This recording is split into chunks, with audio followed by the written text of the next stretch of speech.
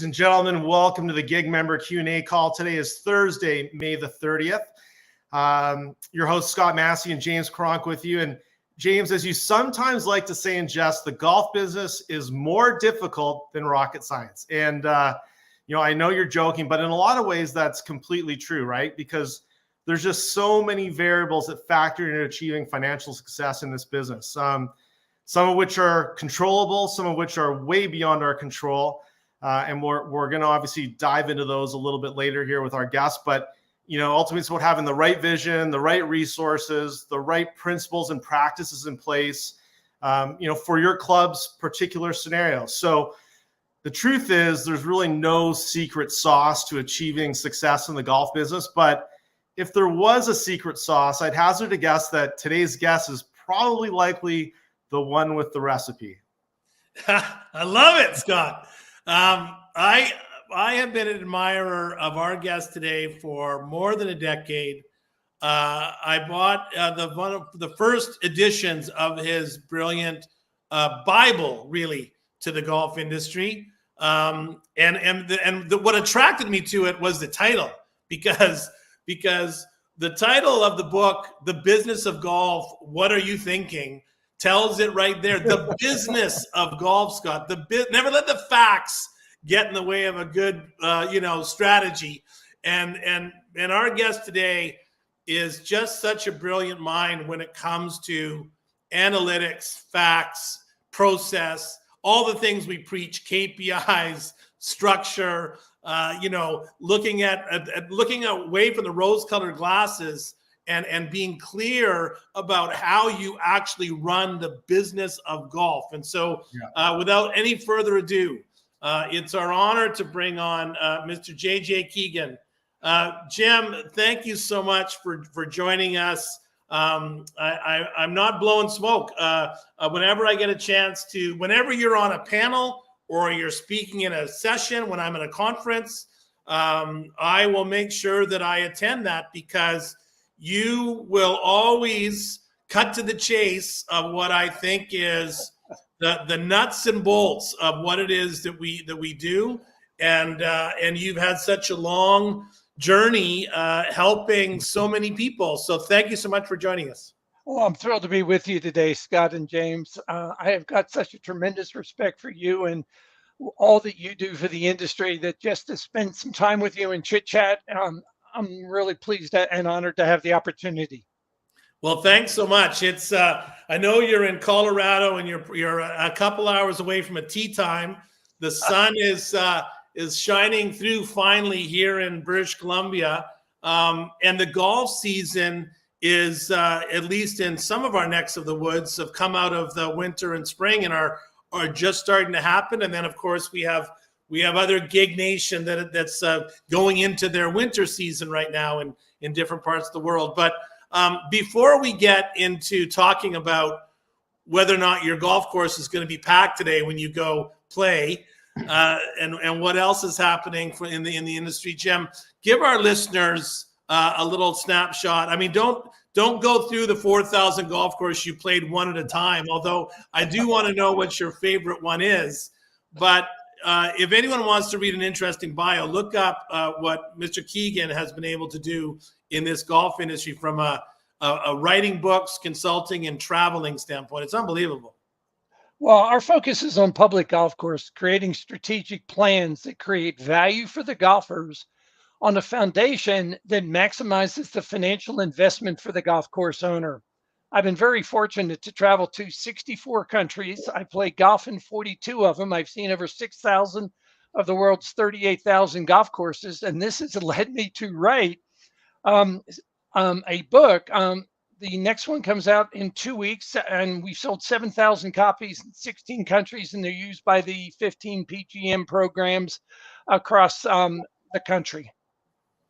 And it's an awesome book, Jim. And what led you into, it's not a bedtime read. It's a get it on your desk, get your notebook out, get your calculator out, and start to do a little bit of work. What motivated you in the very beginning to create this wonderful Bible in the golf industry? I think my background, James and Scott, I'm a CPA with an MBA in finance. I grew up as a caddy. And so I got to see the operations of the business where I was cleaning clubs. The first car I drove was a Jeep on the range, picking up golf balls. And so I was really, with my background, I wanted to organize the process of how can you systematically view a public golf course, a private club in a logical manner that can create a strategic plan with a vision that is reliable and supportable as differentiated from the blue sky. And that's why we organized our process, in terms of 7 steps of how we look and analyze a golf course. And as I said, I'm a big fan and love the concepts that you preach and promote. Do you feel that the industry wants to look at their business? And when you talk about public, whether it's city owned or publicly owned or part of a park or whatever it might be, municipal owned certainly, and the principles apply whether it's for profit for an owner or whether it's for profit for a club to break even or whether it's municipal. But do you feel like you've got a secret sauce that others don't in that exercise? I pause in reflecting that change is a formidable foe. I can remember one plan we did for the city of Ocala, Florida, and I got an email 5 years later and said, "We were thrilled with your work. I'm pleased to tell you we now have 70% of the recommendations implemented." And I'm sure with the great consulting work you do, you see the same thing, that you come up with these great ideas and strategic plans.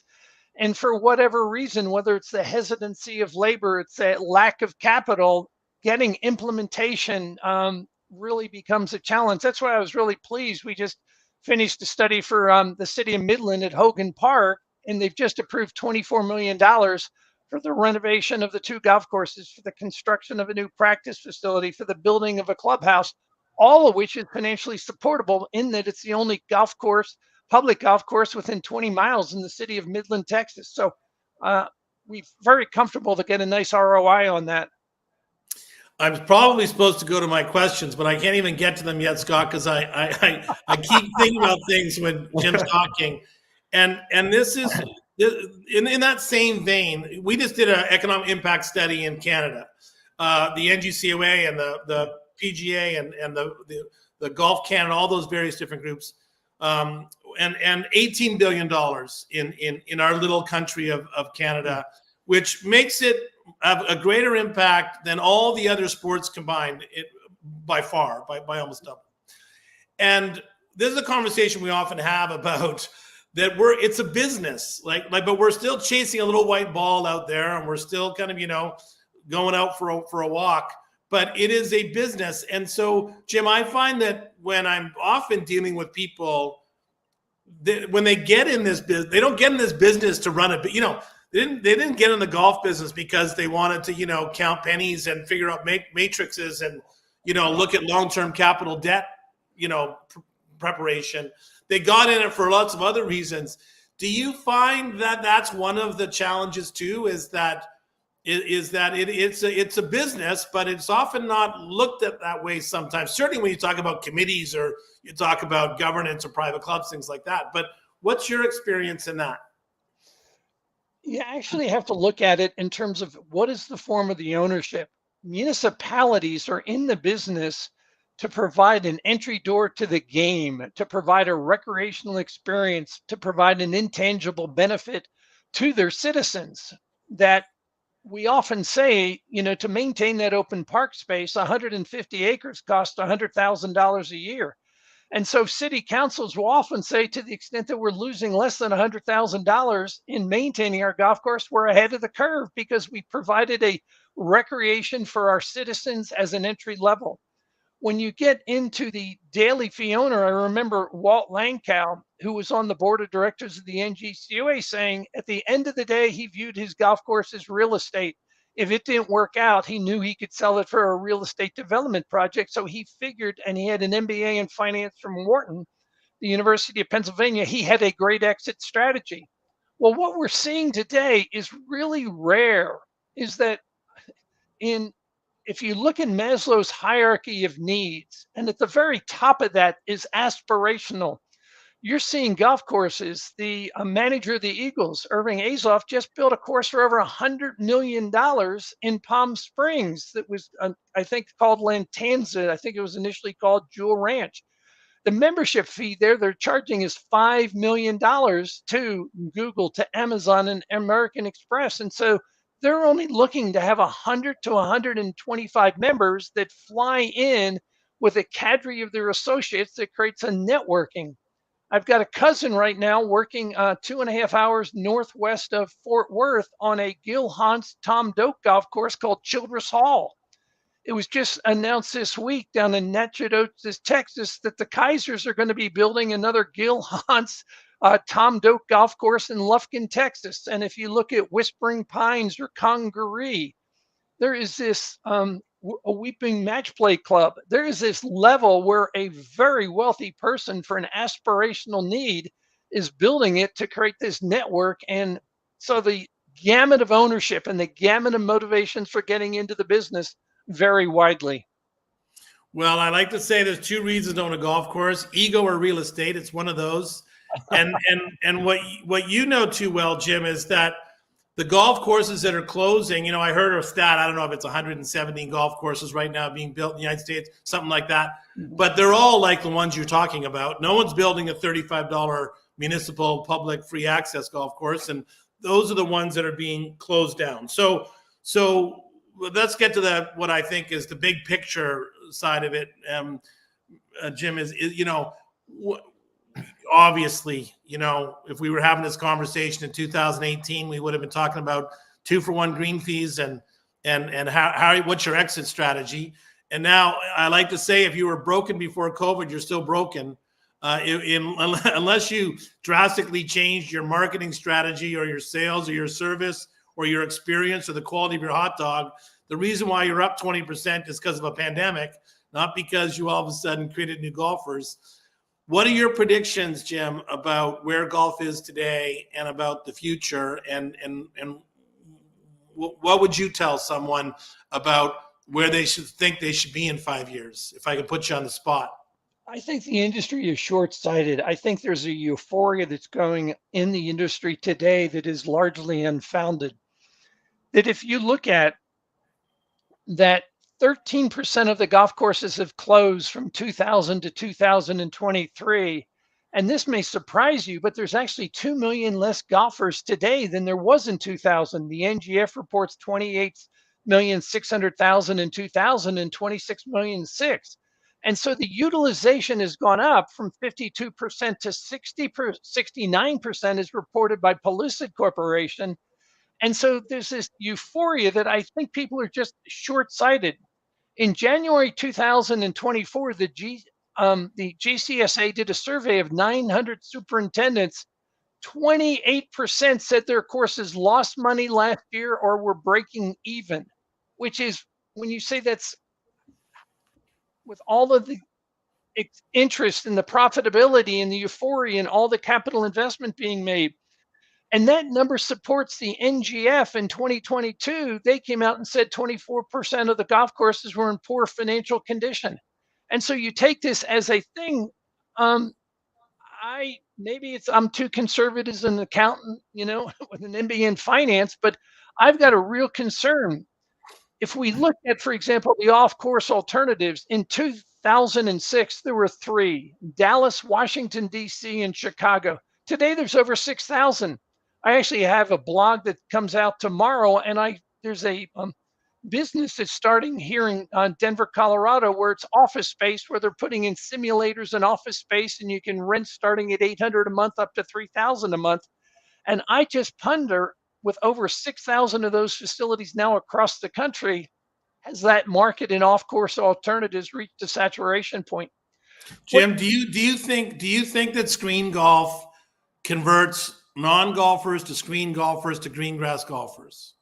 I think the NGF reports that conversion rate's about 13%. It's a very small portion, because I think screen golf is more about entertainment. It's about food and beverage. It's a 1 hour period of time. It's not 4 to 5 hours a period of time. And the great thing about screen golf is differentiated from green grass. If you hit a bad shot in screen golf, you're seconds away from hitting a good shot. Whereas in green golf, you're a couple of minutes away from probably hitting another bad shot. And Yeah, so therefore, the exactly. frustration level of green grass, I think, is a lot higher than screen golf, where everybody can hit a good shot every once in a while in screen golf. Whereas the consequences, if you look at Nelly Korda today, she scored a 10 on a par three, and she's the world's best female golfer. Green golf is tough. Yeah, there's no doubt about it. And Yes.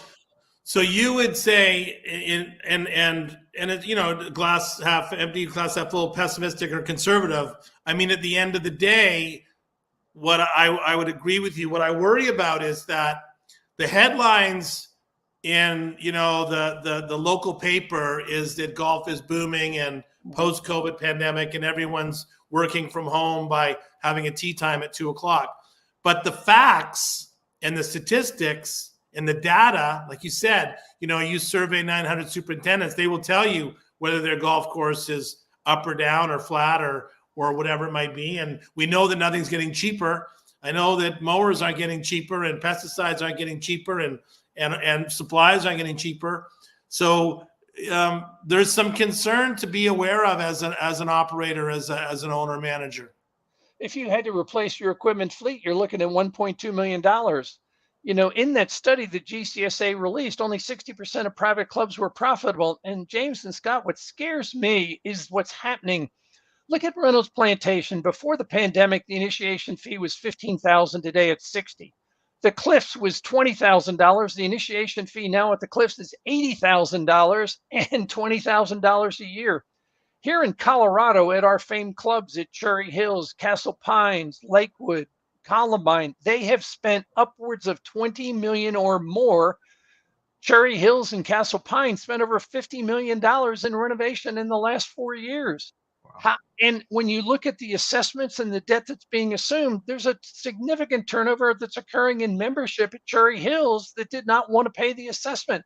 So I think this is the balloon has got a little leak in it in terms of what we're seeing. Have we overbuilt? And while renovations are really popular and they're being funded out of cash flow, what we're seeing in the private club market, I don't see how it's sustainable in terms of the amount of money here in Colorado that's been spent on renovations.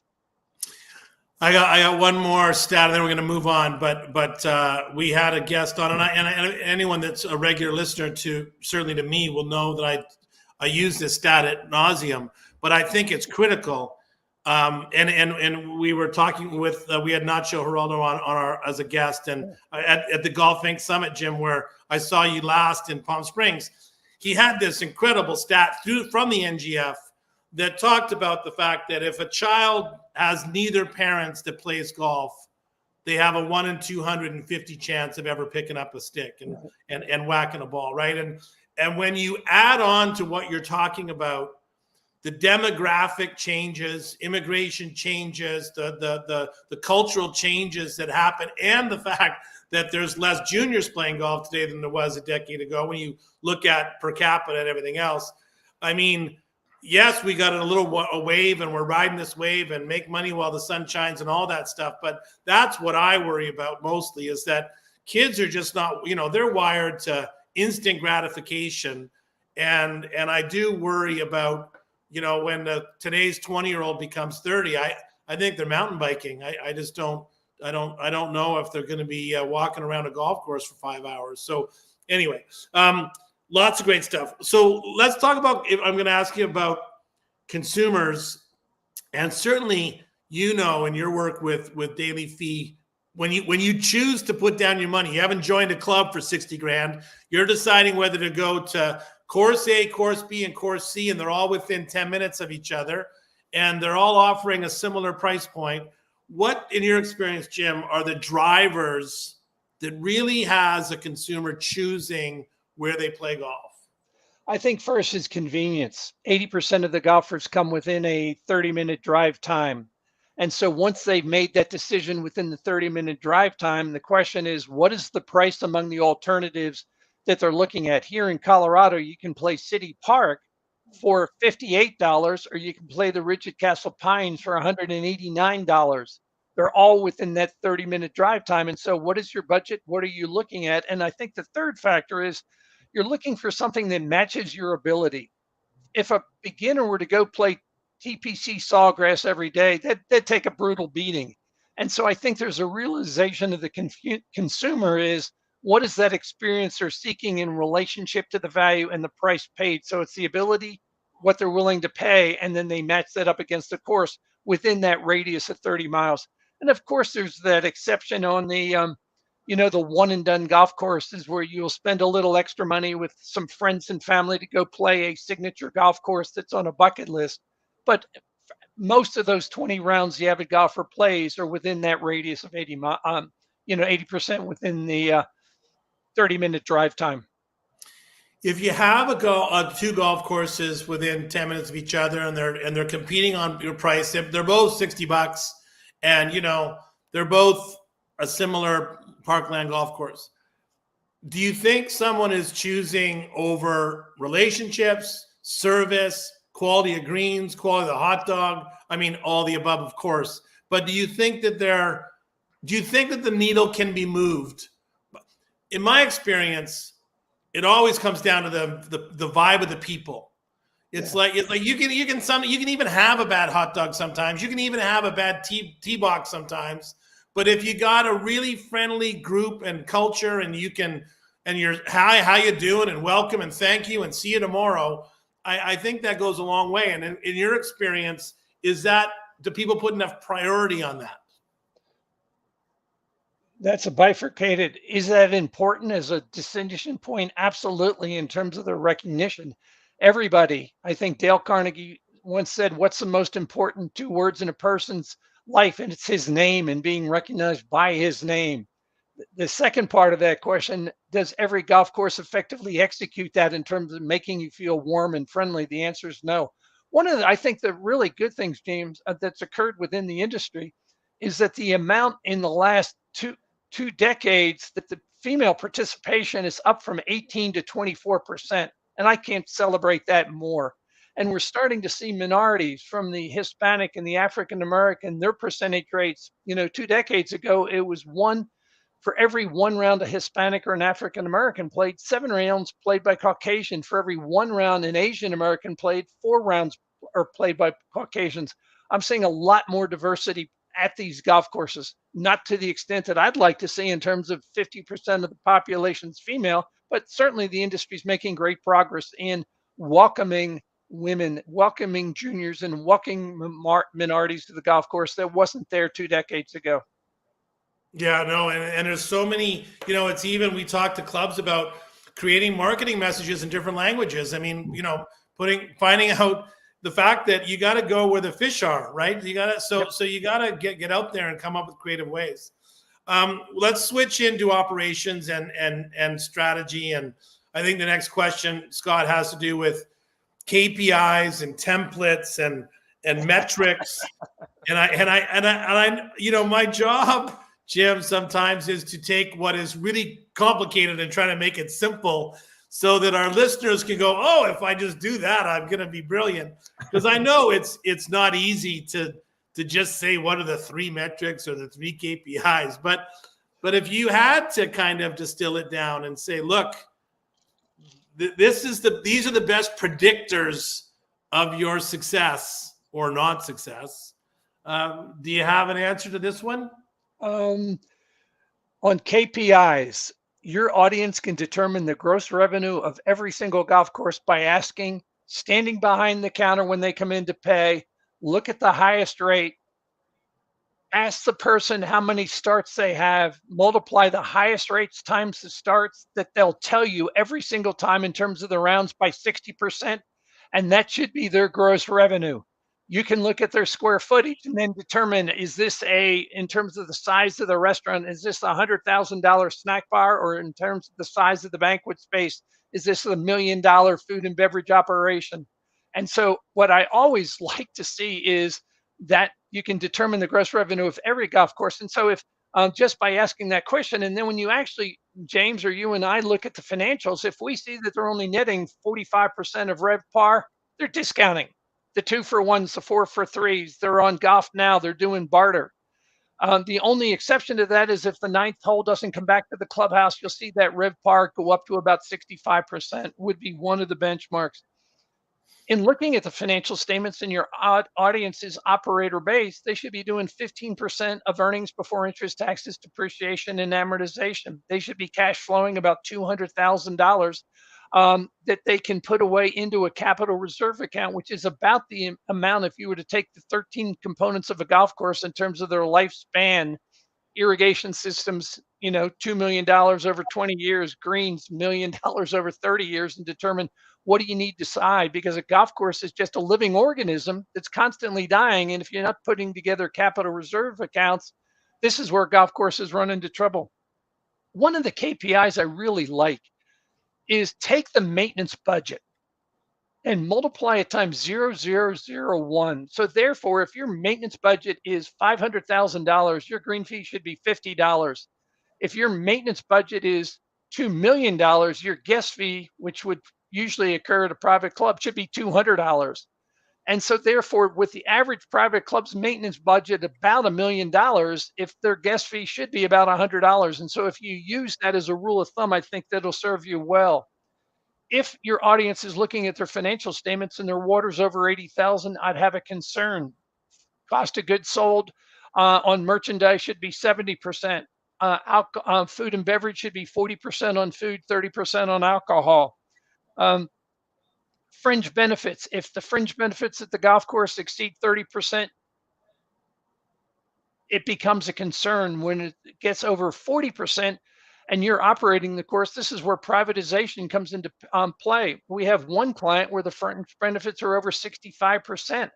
By bringing in a management company and paying that $100,000 to $125,000 versus what they for the management fee versus the fringe benefit savings, it would put them into a position of profitability. But another one is take the total maintenance budget or take the total salaries. It should be between 48 and 52% of gross income. An exception would be you'll see the salaries at private clubs being a little bit higher. But if the maintenance budget should be somewhere between 30 and 40% of the gross revenue also. So if you take these metrics and line them up, you pretty quickly can get a pretty good assessment of how is the course financially doing. Unbelievable. I'm so glad we recorded that, because I'm going to have to watch that 10 times. But Jim, so an operator is going to say, because you and I have been to this movie, an operator is going to say, yes, but. You're going to say, yes, but. My superintendent's going to say, how many hills I got? That's a standard flat golf course. I got too many bunkers, and I got this, that, and the other thing, and I got to cross the road. And there's all kinds of excuses in our business. In your experience, all those things you just kind of mentioned, and when you go in and do an audit of a facility, would you say that there is there any consistency around what's that area that has the worst impact on the bottom line, that is the low hanging fruit? When you kind of look at when you look at 20 golf courses, you get to see these themes, and I know where those numbers come from for you. I was looking at hundreds and hundreds and hundreds of golf courses, and that's the average. Though that's where things should be. Yes, you might be up 5% and down 5% for different reasons. But at the end of the day, you got to have some benchmarks.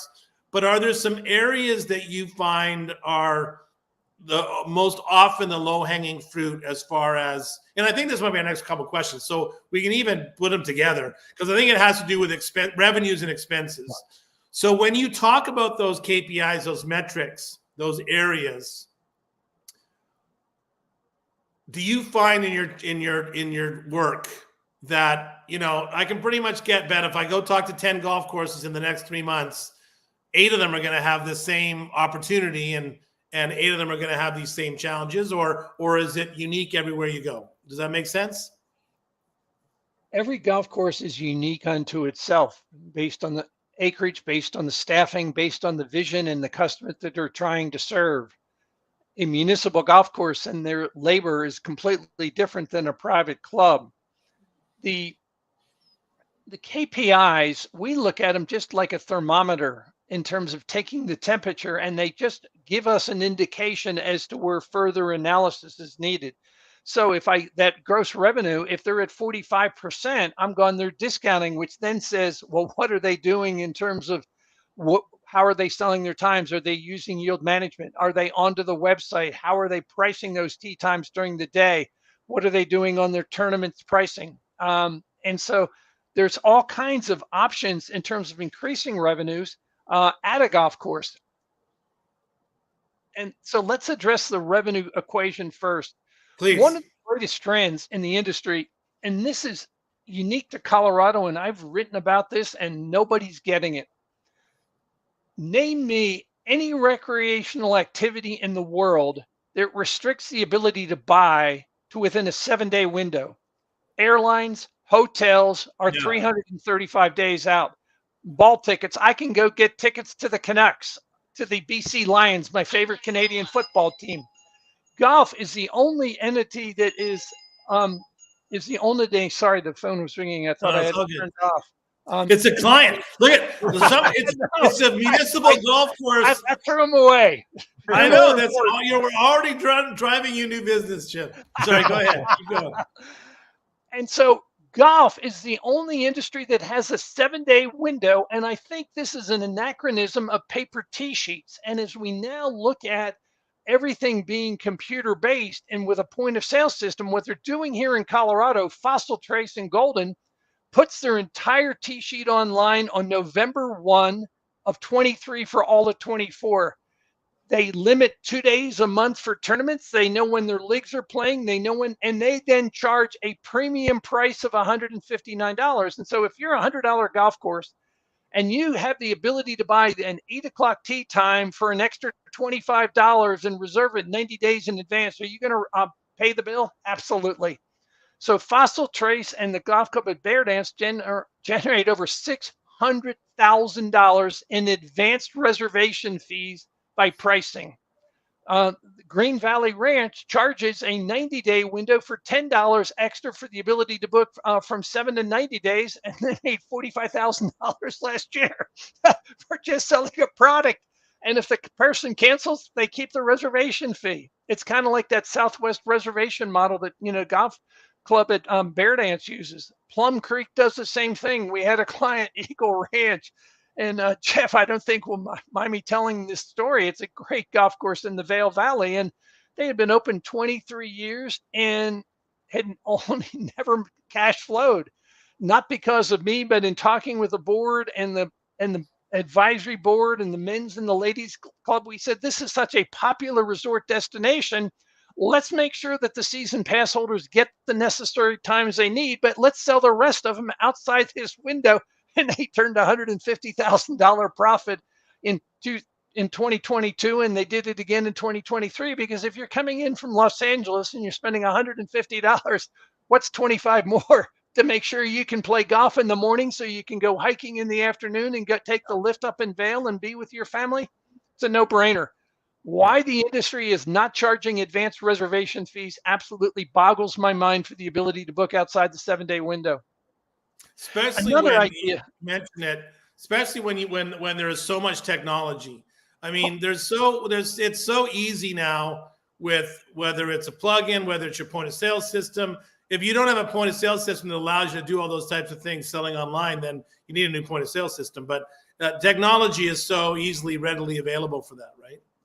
But this, James, speaks to the hesitancy of the adoption of suggestions that you and I and Scott may make. Apparition, which is a great firm up in Minnesota, he says Mike Dickoff sits by his computer and just Googles while he's watching serials every night. He Googles every single website in the country and determines who's their software provider and do they have online tee times. This may shock you, but 39% of public golf courses in the United States do not offer online tee time reservations at the current time. 22% of those are 18-hole golf courses still don't offer online tee times. Wow. Yeah, wowsy, exactly. How can that be? That's absolutely incomprehensible. So if we're looking at 22% of 18-hole courses in America, you can't book online. I don't get it. In that vein, and I want to I'm going to move on, but in that vein, Jim. So So supply and demand. I mean, they're basic economic principles.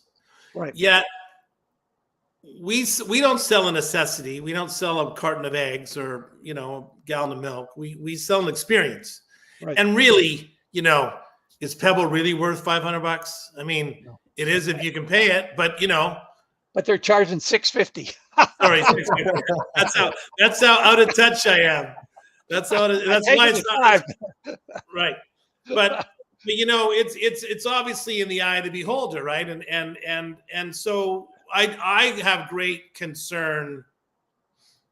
Once again, it's like getting tickets to the Canucks. Okay, it's like the tickets to the Canucks in the playoffs were 4 times the printed value if you wanted to go to the game. Okay, yeah. Supply and demand. I worry about how we have our green fee prices, our stuff have increased so drastically without a material experience change, generally speaking. Like it's not like all of a sudden there's water on the golf course and there's cold towels when I come off on a hot day and someone's cleaning my clubs. I mean, it's the same old experience I had before COVID, and now it's $40 more. So what advice do you give courses about setting their pricing? And how does a club battle that? Am I charging enough? Can I charge more? Should I have a discount on Tuesday mornings before 7 a.m.? I mean, that's the question. Sorry, thanks so much. No worries. So what are your thoughts about how do you tackle that? What we don't do is look at what the competitors are charging as the baseline to determine what the fees should be. We don't look what you charged last year, determine what was the cost of living increase, and adjust accordingly. This is not going to surprise you. We actually have a template that starts with, there are 8 components to the template. First, what's the slope rating of the golf course? A course that's slope rated 113 and a course that's slope rated 140 is a completely different cost to maintain it. Based on the number of bunkers, the water hazards, the conditioning of the greens, and the expectation of what the customer will want. 2, what's the strategy of the golf course? Is it just a plain vanilla, or do you have to think your way through it? What are the grasses involved? Is it Bermuda or bent? What are the amenities that are given to you? From towels to water. And so we literally have this template where each one of these items, and there's over 125 of them, we check as to what this golf course has. We then look at the supply and demand in the area. In the United States, there's roughly 1,700 golfers per 18 holes within a 10-mile radius.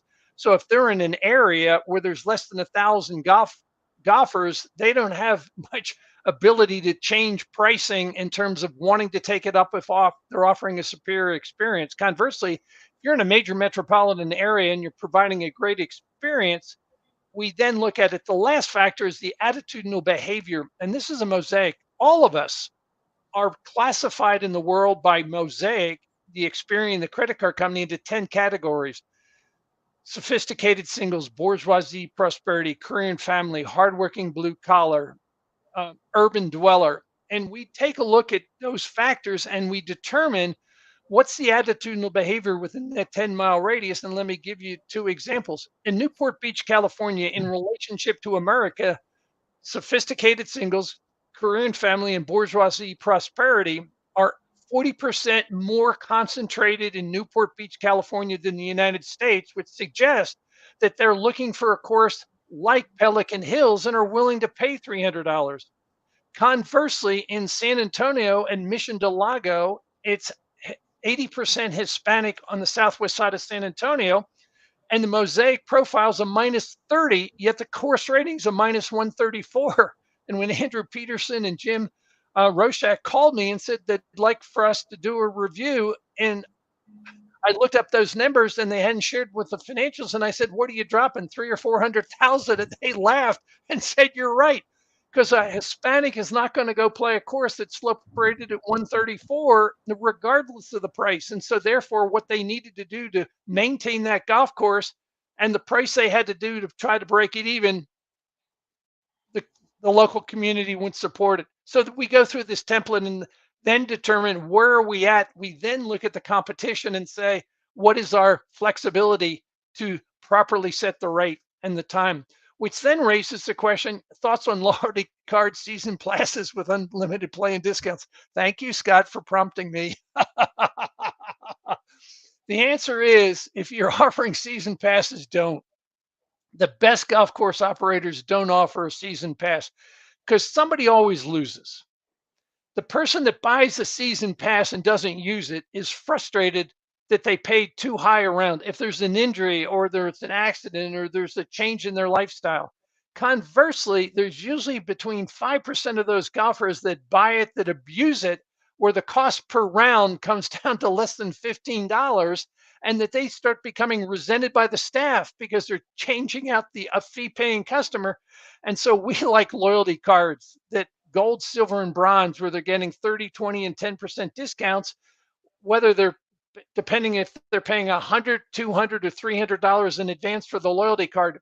The Alamo City Golf Trail, Andrew Peterson, that I mentioned, has a very good loyalty program that your listeners may want to go to his website and take a look at.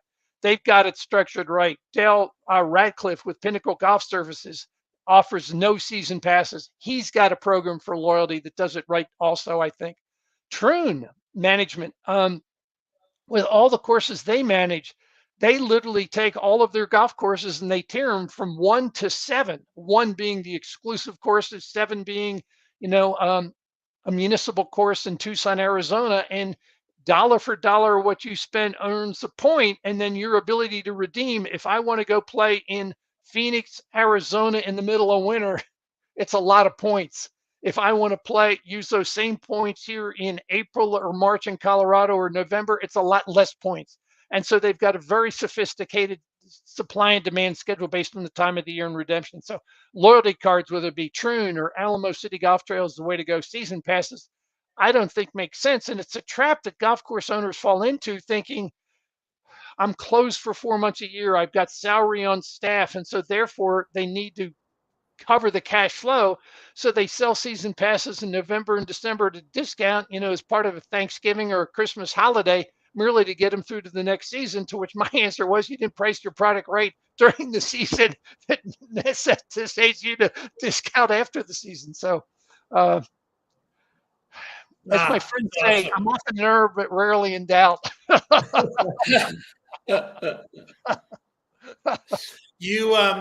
You mentioned management companies. There are a few examples. Is it ever a bad idea for an owner operator to explore talking to a management company? Is it ever a bad idea? No. It's kind of like the municipalities and RFPs. I think issuing an RFP and seeing the perspectives of 4 or 5 firms of how they would approach a strategic plan or an engagement becomes a valuable insight, even if they don't proceed with the RFP or the quotation. It's a very good learning process. And so I've got a couple of clients that have looked at management companies and thought it was a very informative process to make the decision and seeing the benefit they could create in relationship to the fees versus how they were managing their course, and have opted to continue to self-manage, where others have said fringe benefits usually is the rule of thumb. If those fringe benefits get over 40%, privatization usually becomes the option. And usually that's in a municipal environment where we spend, probably 60% of our time. Right.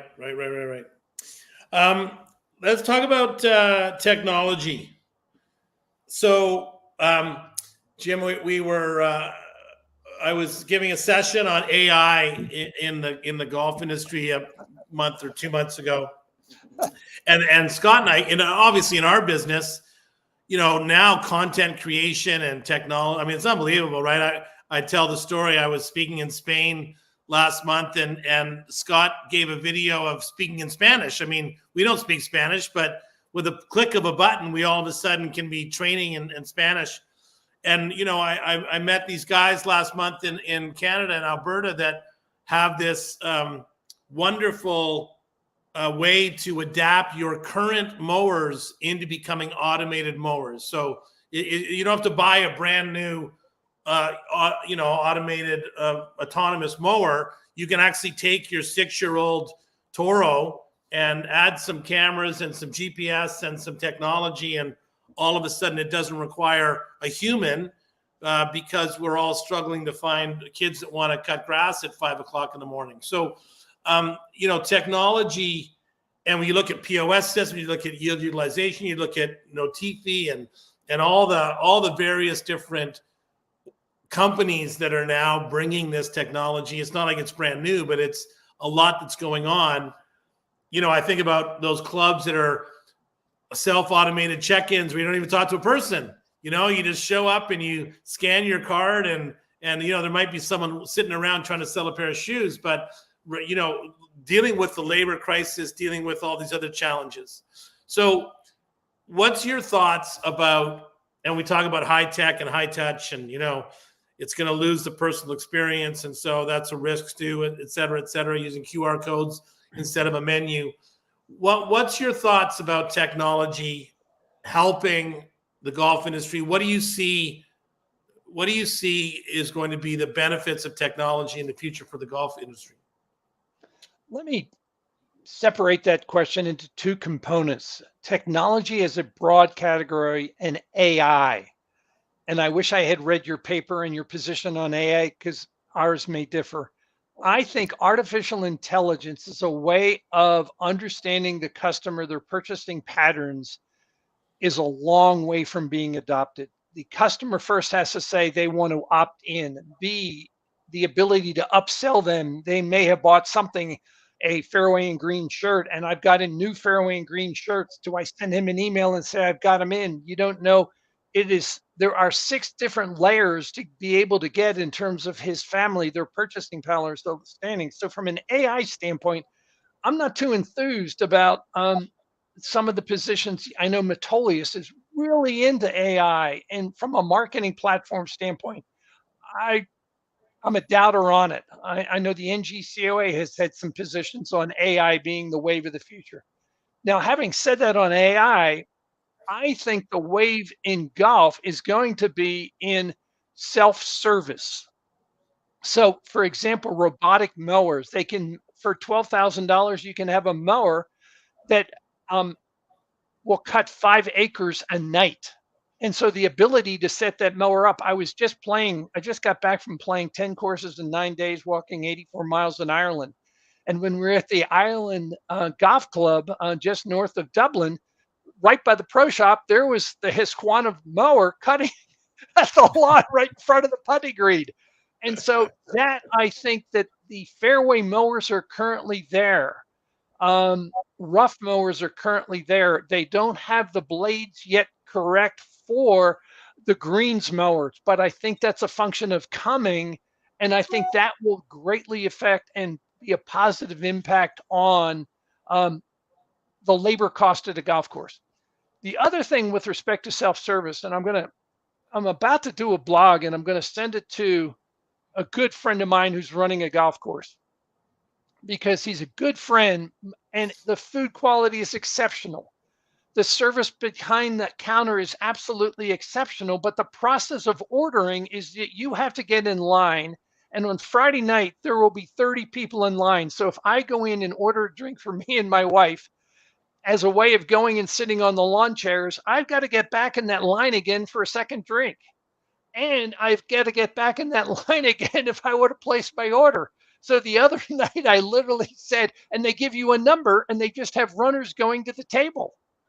And so I said to him, here's what I'd like to do. I would like a vodka lemonade now. I'd like a vodka lemonade set up with the counter 30 minutes from now, put out when you hit the button to put my order into the kitchen, and have the server bring us the food. And then I had to get back into line to pay. And I said to them, why can't I pay from Clover or Toast? And they go, well, our technology, and this is a large management company, doesn't support it and they don't have an interest in doing it. And so if you go to a restaurant in Denver, you've got the QR codes at the University of Denver, all of the breakfast haunts by there.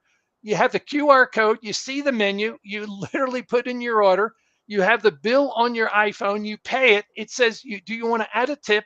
There's a service to say, please rate our service. Would you like to get a discount on future? And it's a complete survey, all the function of Clover and Toast software products. Why a golf course isn't using that in the food and beverage, in the snack bar, or a small restaurant operation, James, Scott, it escapes me. I think that needs to happen within the golf industry? Well, it took the golf industry a little while before we worried about long socks, right? And so it it eventually will come. Once it's gone to every other industry, the golf industry will adopt it. But I agree with you, like it's coming, right? And I think that is where the club industry is. That's what I'm generally a very optimistic individual. But I do have great concern. I think a decade from now, Jim, we will be having, I hope we're not. I hope we're not a decade from now having a conversation about the opportunity lost that happened after the pandemic when golf was up by 23% and we didn't retain, we didn't change our methods, we didn't put money away for a rainy day. We built all this capital, we built a new patio and new computer screens on the driving range and all kinds of stuff, but we didn't create relationships. We didn't create a junior program. We didn't welcome in minorities and people of all different types and sizes and everything else. And we didn't maximize this opportunity that is sitting right there in front of us right now. We didn't embrace technology. We didn't capitalize on the revenue opportunities. I hope we're not having that kind of conversation in 5 or 6 or 7 years. I think there will be a stratification of the golf experience. Pacesetter technology. You're familiar with Apple AirTags, right? That you put in your luggage to tell you where you're at. Well, through Pacesetter, they give members a tag that they can put in their car and carry with them in their wallet. And so as they're approaching the club, it identifies James Cronk is now approaching. And so they know that it's you, and they open the door and they go, Mr. Cronk, it's such a pleasure to welcome you back again to Quaker Ridge. And as you go into the locker room, and they're literally communicating the movement of a golfer on a golf course. And so if they get a call saying, oh, he's on the 7th hole, I can contact him. I think that's the level of Platinum Clubs of America. And I want to address where I think the industry is going at the Platinum Club level, as differentiated from the municipal and the daily fee level.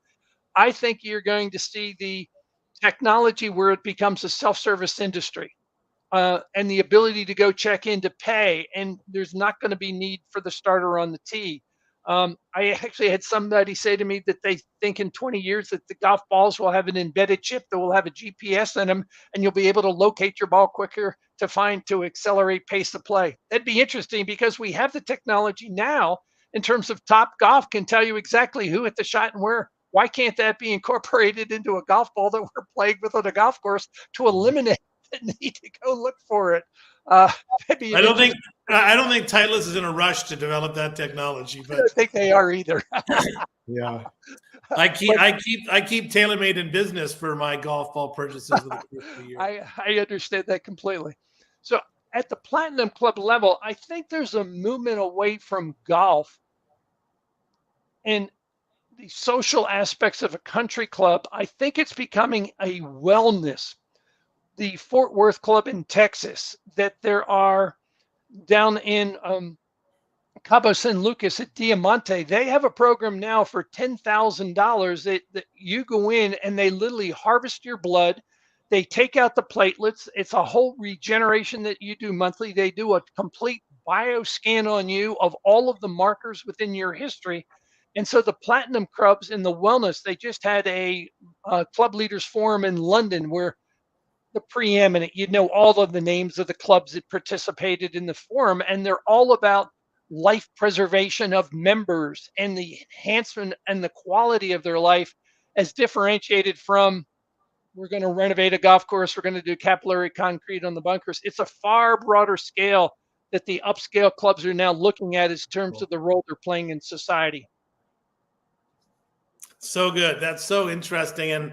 And when you think about, the trends and that, we know how great golf is for your peace of mind, for your wellness, your mental health, for spending time with your children or your loved ones or your grandparents.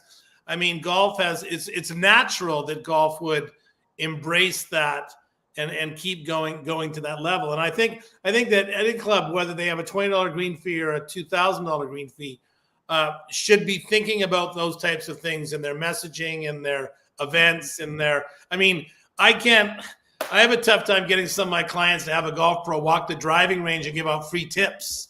So it's like, there's always those facilities that embrace creativity and embrace change and make things happen and create their own future, their own business. And then there's others that expect we're just going to wait and people are going to come in the door. There's a club fitter to that point that they were at a club here in Colorado for 3 years and they only scheduled by appointments. And they were closed if they did not have an appointment, and the fitter never walked the range. And it had been me, I would have been there 8 to 5. I'd been walking at the range. I'd look at the guy's clubs and he's hitting his bad, and I'd be saying, "Would you like to try the new Callaway AI Smoke? It's pretty good." And what golfer is not going to say, "Let me try it"? And then the next question is, "What's it cost?" They said, "Well, it only goes for I think $650.